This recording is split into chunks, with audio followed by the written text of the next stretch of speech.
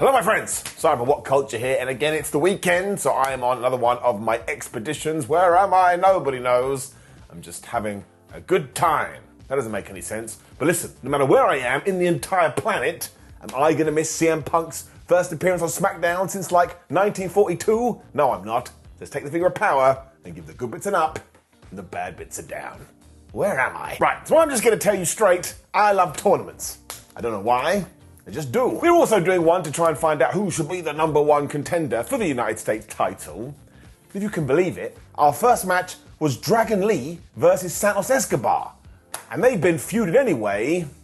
Something tells me this is rigged. We really are refusing to let these guys go longer than 10 minutes too, because every single one of these matches always tops up about then, but it doesn't matter, because they're so damn good, they always find a way. Dominic Mysterio also came out before this because, of course, later on NXT Deadline, he's defending his North American title against Lee. So I tell you, if you're watching this and you're a dragon, you're having the best week ever. They were just pinging around the place until they did spill to the outside. So Dragon Lee hit this ridiculous dive. I didn't know dragons were able to do that. When he just booted Santos right in the head. I was like, yeah, that'll do it. Santos then shoved him off a team to the turnbuckle though, because Dragon, insisting I kept going up there, and he just started to rain down all these punches. I know I've said it before, but I'm going to say it again. Turning Escobar heel is one of the best things WWE has done in ages. He also hit a neck breaker to try and break Dragon Lee's neck, but he also headbutted him. I've been thinking about this all morning. I was like, do you want to headbutt a dragon? Because a dragon can go and fire comes out of their mouth. Santos, man, he's a brave dude. Escobar then sent us to the commercial break with a bomb of power where he got a 1-2-2. And then when we came back from that ad, Dragon also hit him with a set-out power bomb for another 1-2-2. I actually didn't know who was going to win here. Like, I would presume it would have been Santos. Was I sure? No. Eventually, though, Dragon once again went to the top rope, and I was screaming at him, what are you doing? This didn't work last time. And it didn't work here again. He got hit with the Phantom Driver, 1-2-3. This is another reason, going back around the houses, I like tournaments. This kind of came out of nowhere, but that rocked my boat. And Dragon Lee is going to be fine either way, because he is so damn talented, and WWE is quite obviously going to put the machine behind him. But as of right now, December 2023, it's all about that Santos. He should probably get to the final at least. Give it an up. The Condom, of course, went after Lee to beat him up, and so we could advertise NXT Deadline, which is happening later. Maybe Dragon does win that championship. You just don't know, unless your name is Shawn Michaels. I was so happy after this because we cut to Randy Orton, who was talking to Nick Aldis, and the Viper proved he doesn't watch the show. So he was like, why are you teaming me up with this LA Knight guy? I barely know this. Of course, the justification is that they are taking on the Bloodline. So Nick was like, look, you hate the Bloodline, LA Knight hates the Bloodline, everybody hates the Bloodline. Well, we had this great part where Randy Orton had to pay a fine because he did RKO Aldis last week, and Nikki was like, why have you paid twice, man? And Randy was like, ha ha ha, that's because I'm definitely going to do it again, and I just want to square up now. So Randy Orton, everyone, is he one of the best? Yes, he is. When Cody Rhodes was on Smackdown, I mean, this show was stacked. And this was mostly tying into the fact that this was our annual tribute to the Troops show, and all of this was just really nice. Like Cody said how important the armed forces are, we had this amazing video, he was all emotional because this crowd went crazy for him. I mean, it probably made you feel warm and fuzzy in your tum-tum. We also had a performance from the US Army drill team, and Brad Lessler, him of NFL fame, or at least American football fame, was on commentary too. That dude has an amazing voice. Made me feel all good in my Tootsie Toes. What? Somehow as well, Cody used all of this to feel like a bigger star. And that's when I realized it. He is just John Cena. Like when we played that video, a secret part of it was like, John Cena, he's so good. And Rhodes has absolutely taken up that mantle. He's going to have an incredible 2024, and I couldn't be happier for him because he bet on himself, and he is getting it up. Clearly, they're all into big men slapping man meat too, because then we had another US title tournament match, and it was Bobby Lashley versus Karrion Kross. Where the flub has he been? Now, this was an odd one because, yeah, we haven't seen Karrion in ages, so I don't even know what his direction is. But when it comes to Bobby Lashley, we talked about it 7 days ago. We'll talk about it again. We just got to stop the heel push. It's not working. We tried, and I think WWE knows this, and if they didn't, why the hell did they have Bobby Lashley cut this promo where he was like, man, I'm in the armed forces, or I was in the armed forces, and I just think it's the best thing ever. And then Montez Ford was here, and he said the same thing too, so let's just flip it on a dime. They are super duper good guys, and push them to the moon. Otherwise, Karrion did jump Bobby at the start of this, but Lashley instantly went for the hurt lock, I was like, I know what you've done there, Bob. You push start with finishers turned on. Kross was so rubbish on this evening, though. Even when he tried to throw Bobby into Sympathy Steel Steps, he just leaped over them. But he turned around and he gave Karrion Kross this ridiculous suplex. Honestly, you've got to go listen to the commentators. They're just like, oh, Bobby Lashley, he's so jacked and he's so strong. Why don't we all just love Bobby Lashley? Well, we do. They then started running at each other for a while, but once again, Kross couldn't get anything going. When I tell you, all of a sudden, Bob just slammed him right in the face. He hit him with the spear, and he got the 1, 2, 3. I checked my fake watch. I was like, that can't have gone longer than 5 minutes, surely. I mean, Bob kind of mugged him off. What did get me excited, though, is that if Bobby Lashley does go all the way with this thing, we would get Logan Paul versus Lashley. And when I search my feelings like a Jedi, that is absolutely a match I want to see. I mean, what kind of world are we living in where that could happen? It's getting it up. Although it was sadness after this, damage control is clearly done. I mean, it started with Bayley trying to high-five everybody, but especially Asuka wasn't into this at all when she was like, listen, I know I shouldn't have interfered with Kairi Sane's match last week. I was just trying, but given that we do have a WrestleMania rematch later at Charlotte Flair versus Asuka, how about none of us go to the squared circle and we hang out back here? So Dakota Kai was like, well, you could do that, Bales, and you probably should, but we're going to hang out with our friend. And this Bayley, man, she's been a heel for ages, but in the space of 3 weeks, she has made me feel so much sympathy, mostly because she's getting bullied. And I got bullied in school, so I understand. And yes, I know, I understand it. So many people are like, wait a minute, why is this feud continuing when War Games was meant to be the blow-off? But look, the focus is now on Bayley, who once again is about to be a good guy again soon. I'm not going to get mad at that.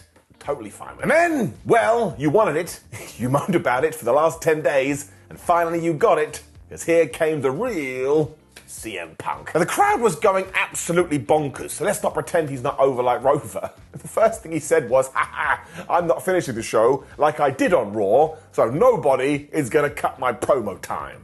We are not in Toto anymore, Kansas. He then wound the crowd up by saying, should I sign for Raw or should I sign for SmackDown? And just because it was SmackDown, this crowd was like, yeah, woo, do Friday nights, when he mentioned that maybe he should go on to win the Royal Rumble, and maybe he should then win WrestleMania. Not win WrestleMania, you could win WrestleMania. Main event WrestleMania. This is what my eyes were doing. I was like, how did we get here? We then got right into it as well because he was referencing Cody Rhodes' whole, well, what do you guys want to talk about? And he was calling him his friend. And then he dropped Randy Orton in there. He was like, maybe we can be friends or maybe we can't. I don't know. The way he launched into all this as well was so damn good because he was all like, oh man, our feet are on the couch. But first of all, I've got them all muddy. So he was telling you, you want me to stir the ship, do you? Well, I will. He also mentioned Roman Reigns and how he never turns up to the show, but congratulations on your success. Although, don't forget this, who's the OG Paul Heyman guy? You're looking at him. How did we tease so much? He even talked about Kevin Owens, which is interesting for so many reasons. You've got to Google that one.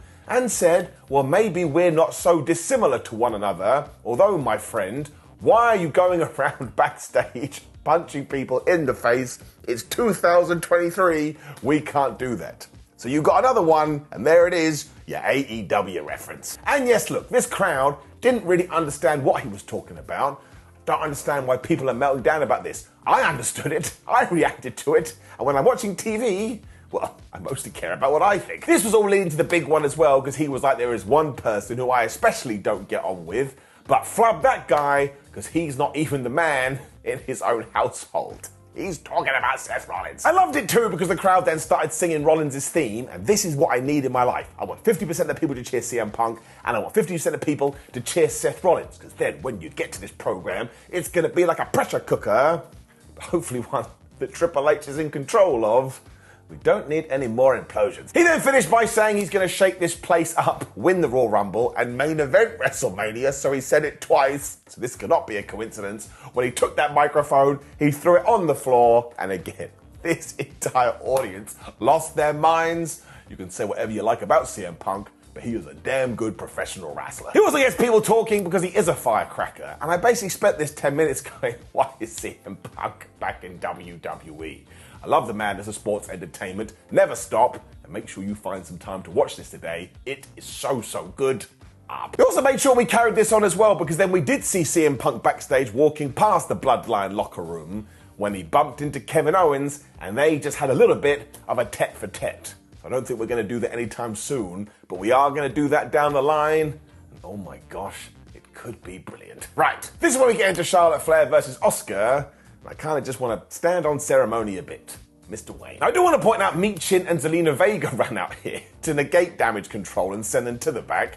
And out of the entirety of 2023, that may be the most out-of-nowhere thing ever. What do they care? We haven't even seen them. But the last time we saw Zelina, she was like, oh man, Santos Escobar. Apparently she's over it. Screw that though, because something else happened here. Because at one point we cut to the commercial break, and when we came back, something clearly had happened to Charlotte because she was limping around the place and she just didn't look very well at all. Now look, if I'm being worked here, massive round of applause, but after doing a bit of research on the internet, it certainly doesn't feel that way. Even more so because once again Bayley did come down and she tried to help out Asuka, but rather than screwing her over, Asuka just hit the most devastating move in all of sports entertainment surprise roll-up, and she got the 1, 2, 3. And look, the referees went straight to Charlotte after this, and the commentators seemed a little bit confused. And also, Bayley interfering helped damage control here. And I think that was meant to be the story. But as I don't know, I just want to leave it here for now, so no ups and no downs. And if Charlotte has got hurt, it seemed like it was her knee, I just send her all the positive thoughts, and I hope she's back soon. That's never fun.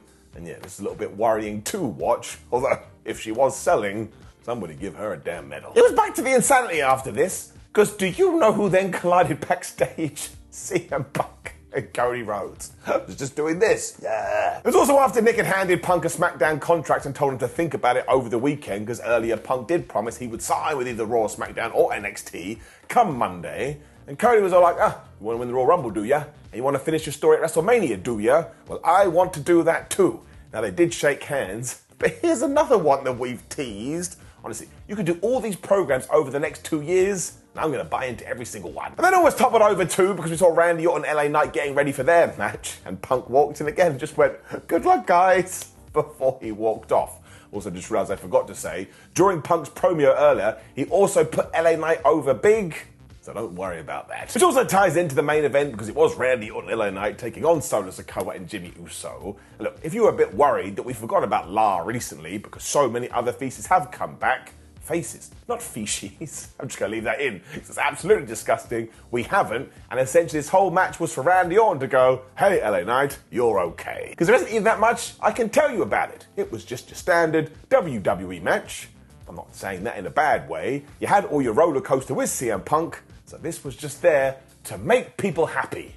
What a concept. We did make sure to highlight that Orton and Knight are their own people, because they were like having a little bit of problems and blind tagging each other in. And I think we were meant to question, can they coexist? But they did. Nobody disappeared into the Phantom Zone. We also had hot tag number 1 for LA Knight, and then later on we had hot tag number 2 to Randy Orton, so everyone could get their mega pops. And look, almost instantly, Orton hit that snap slam. And Michael Cole said on commentary, that may be the best one ever. I was like, you're right, Mike, it may just be. I mean, I love it so much that I would have its children, what? And of course, when Randy was going to go give the RKO to Jimmy Uso, Solo Sikoa was there, and we teased those two having a stare down. When LA Knight was back, he got rid of Solo, he was going to hit the blunt force trauma onto Jimbo. Randy was like, no, I'm going to hit him with the RKO, and he got the 1, 2, 3. And as a random aside, I just want to give 2 thumbs up to Jimmy Uso. He understands his role perfectly. It also meant the SmackDown ended with 2 good guys celebrating, and once again, just letting you know LA Knight is on the same level as Randy Orton, and I felt good after this SmackDown. So it is getting another up. It absolutely breezed by, and WWE rehiring CM Punk, I think it's going to turn out to be a pretty damn shrewd move. Now, of course, look at the screen right now. There is ups and downs for AEW Dynamite, and I'd massively appreciate if you did click that. Interact with the video as much as you can. Hit that subscribe button. Otherwise, thanks for joining me as always. See you soon.